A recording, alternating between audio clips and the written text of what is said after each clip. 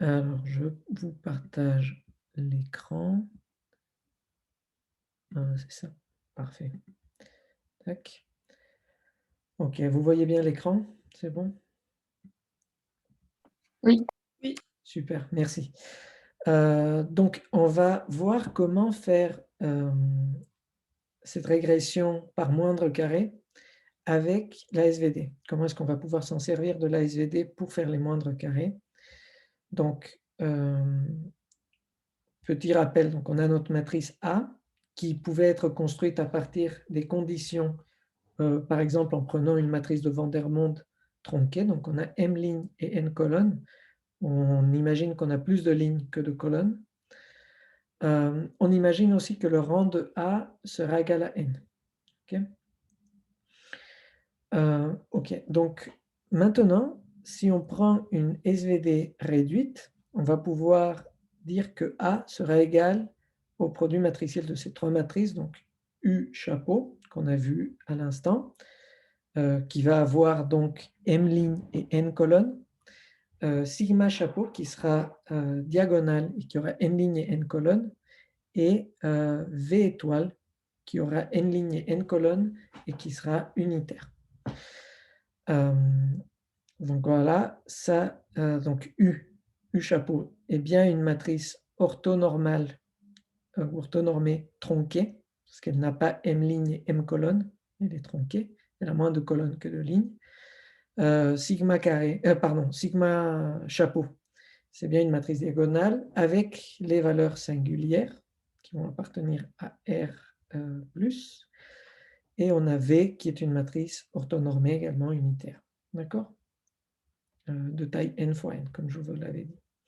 Alors, le but des moindres carrés, comme on avait vu la dernière fois, c'était de décomposer y, notre vecteur d'observation, en deux parties.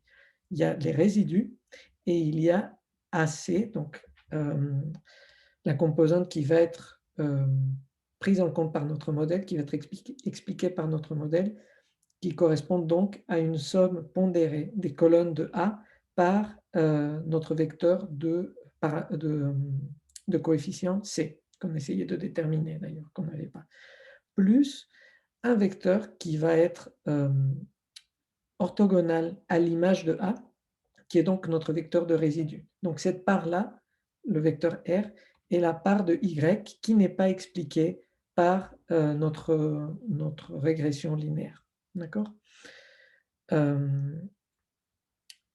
OK, donc qu'est-ce qu'on peut faire? Donc là, j'ai repris, l'équation normale.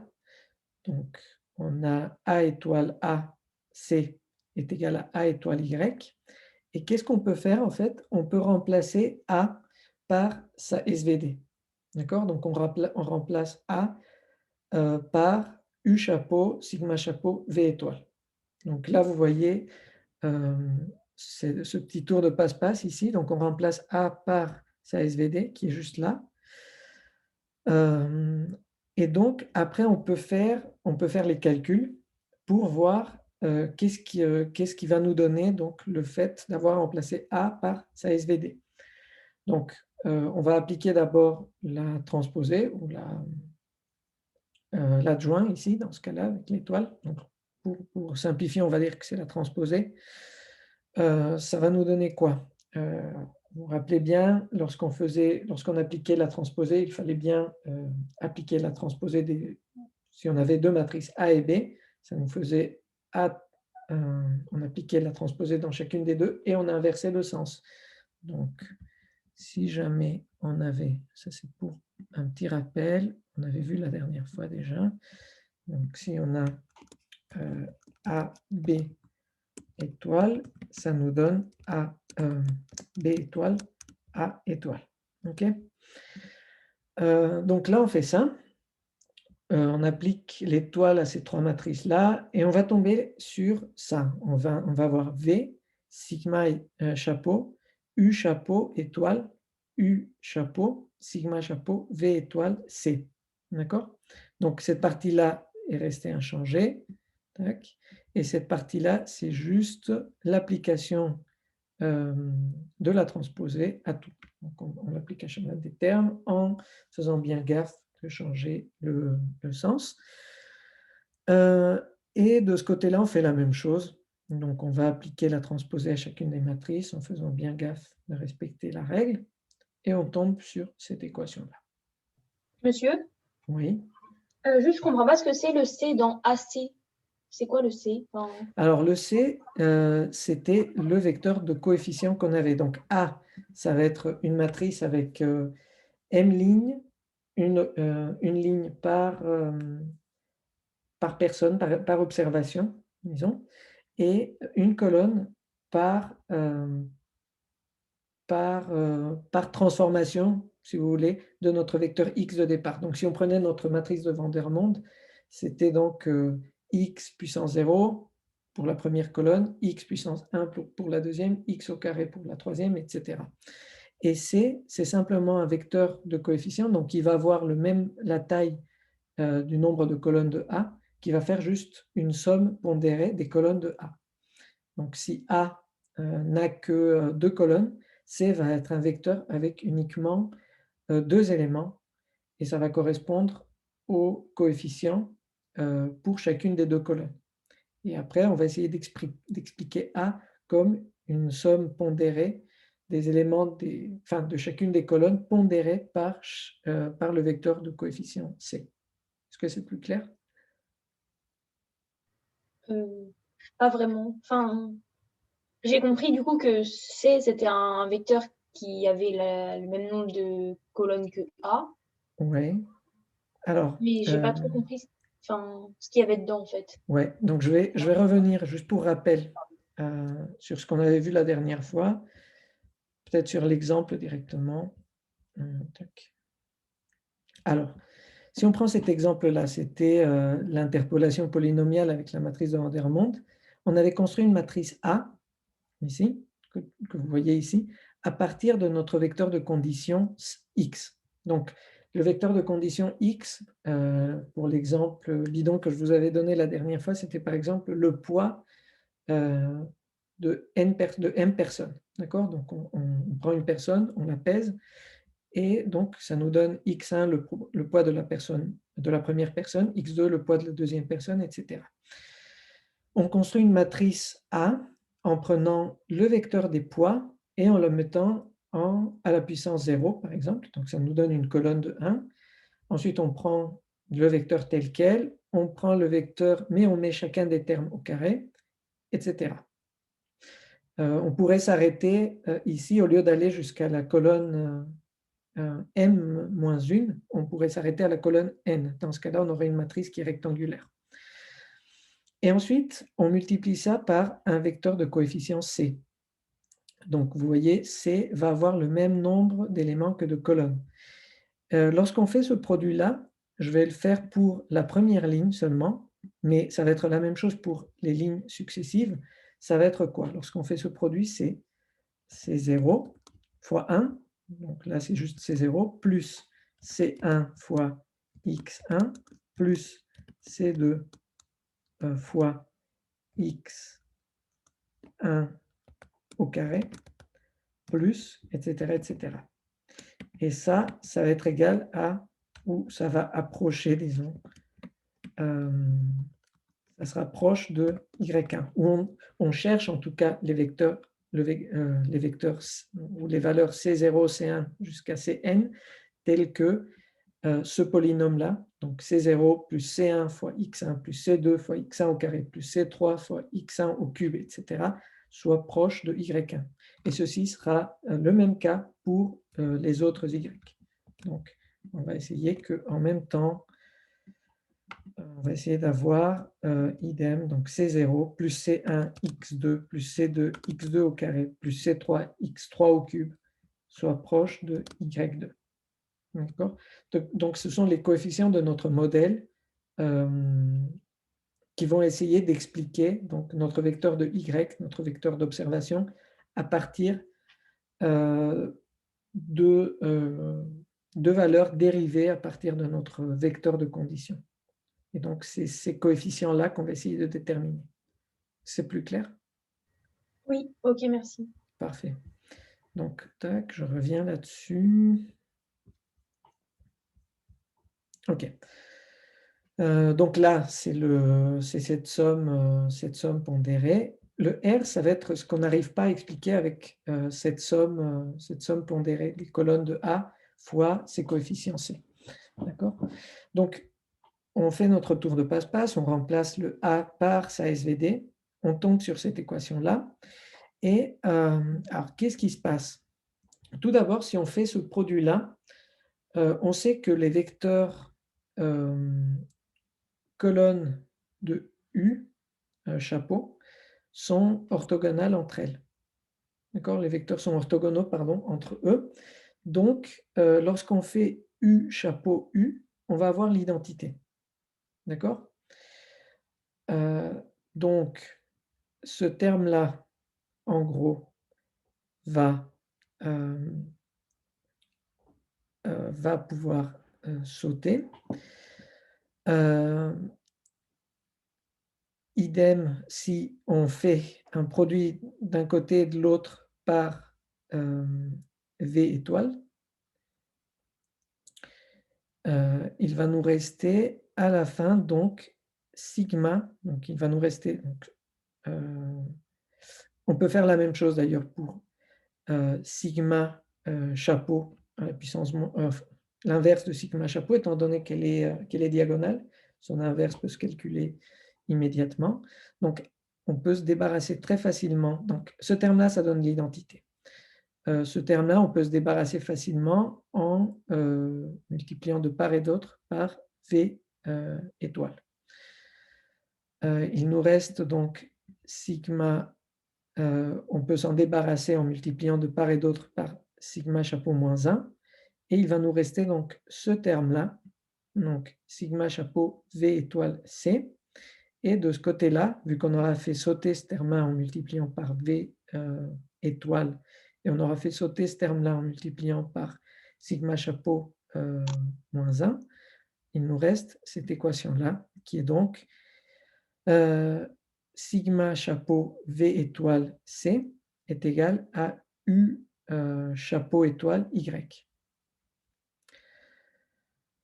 Est-ce que c'est bon jusque-là? Est-ce que vous pouvez répéter, s'il vous plaît? Donc le V, on le fait partir en multipliant par V étoile et le sigma, on le Alors multiplie par sigma. on peut le faire plus doucement si vous voulez. Donc, à partir de là, donc, on a dit que U chapeau U est égal à l'identité. Donc, ce terme-là, le terme à l'intérieur, c'est juste l'identité. Donc, on peut juste le virer. Une matrice fois l'identité, c'est la matrice elle-même. Donc, il nous reste quoi? Il nous reste, à la place de sigma, je vais juste noter E, ok? Juste pour la notation. Il nous reste V sigma, attendez-moi 2 secondes, donc ce terme-là saute, c'est l'identité.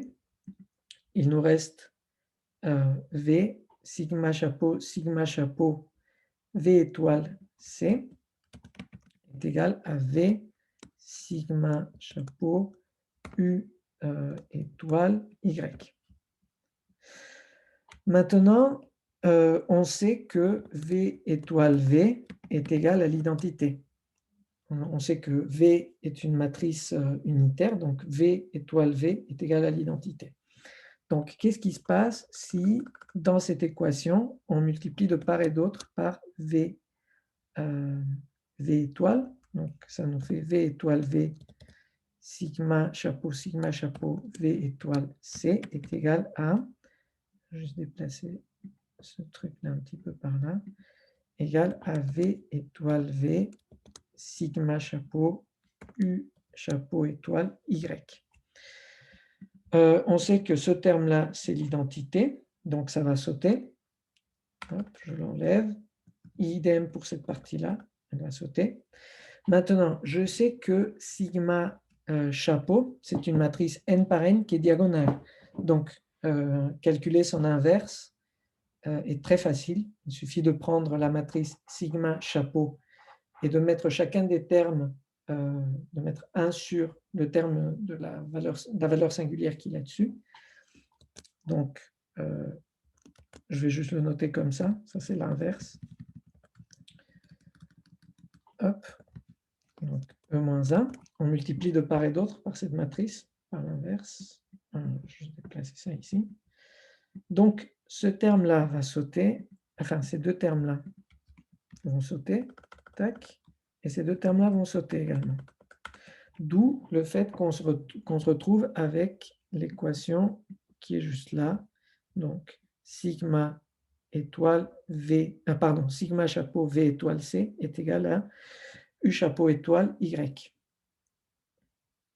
Donc maintenant, qu'est-ce qu'on peut faire? Ce qui nous intéressait, c'était le C. C'était les coefficients qui allaient minimiser la distance entre Y et AC. D'accord? La partie expliquée par notre modèle. Donc, il suffit maintenant de multiplier de part et d'autre par sigma chapeau moins 1. D'accord? Donc, en gros, si vous voulez, c'est comme si on faisait passer ce terme-là ici. Et juste en multipliant de part et d'autre par sigma chapeau moins 1. Et on fait la même chose en multipliant cette fois-ci pas par V étoile, mais par V. Étant donné que on sait que V étoile V est égal à V étoile est égal à l'identité, étant donné que c'est une matrice unitaire. Donc, on multiplie de part et d'autre par V, et à la fin, on se retrouve avec l'expression qui va nous donner les valeurs de C qui vont nous permettre de minimiser les moindres carrés, donc de minimiser la norme de R, du vecteur résiduel. Et donc finalement, une fois qu'on a la SVD, une fois qu'on a calculé la SVD, on a quasiment de manière immédiate le vecteur C. Étant donné que U, on l'a déjà d'office lorsqu'on a fait le calcul de la SVD. Le sigma chapeau moins 1, il est très facile à calculer, ce n'est pas du tout gourmand à calculer, il suffit de prendre les éléments de la diagonale et de prendre leur inverse en fait. V, on l'a déjà lorsqu'on calcule la SVD. Donc, il n'y a pas de calcul très gourmand à faire, pas comme dans le cas précédent où on devait calculer l'inverse d'une matrice carrée, de la pseudo. On n'a pas besoin de faire le calcul de la pseudo-inverse, donc de calculer l'inverse d'une assez grosse matrice finalement. Là, ça peut être beaucoup plus rapide. Est-ce que c'est clair?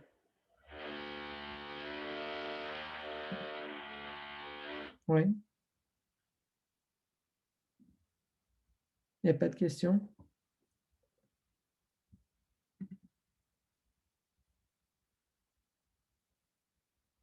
Non? C'est bon?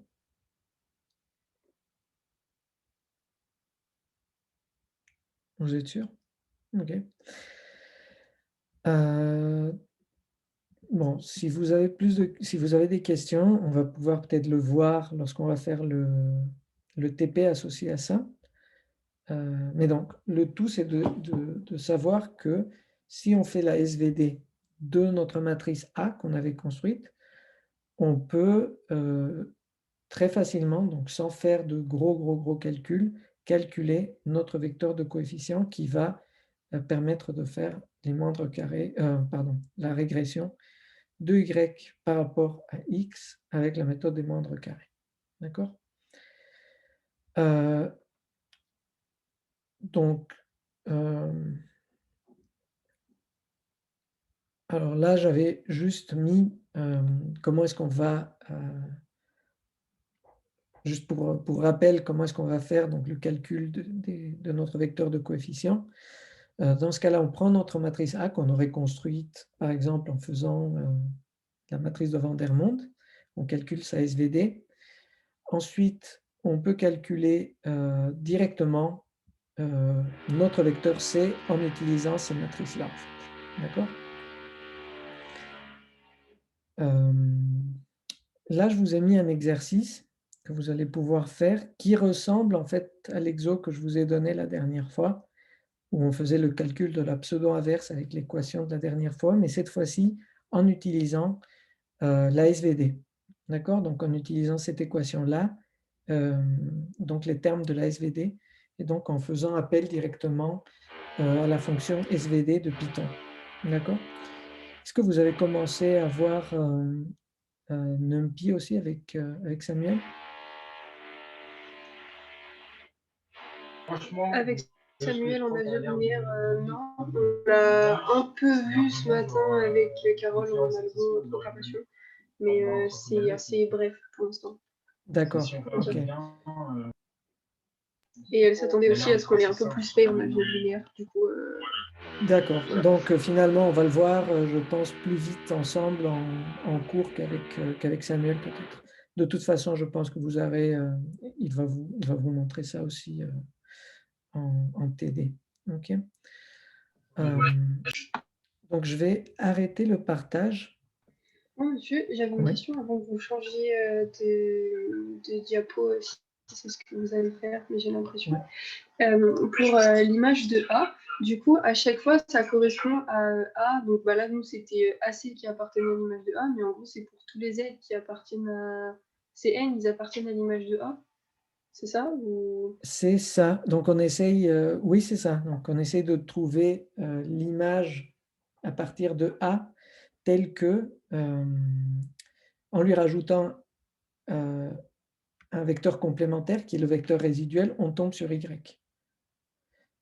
D'accord? Et on essaye de trouver l'image, donc le vecteur C, tel que le vecteur résiduel soit le plus petit possible, en fait. Mais c'est ça. Ouais. Ok, merci. D'accord. Est-ce que vous avez des questions sinon sur cette partie du cours-là? Non? Donc là, c'est tout pour la régression linéaire. Et on va passer maintenant à une autre partie du cours. Donc je vais arrêter le partage et je vais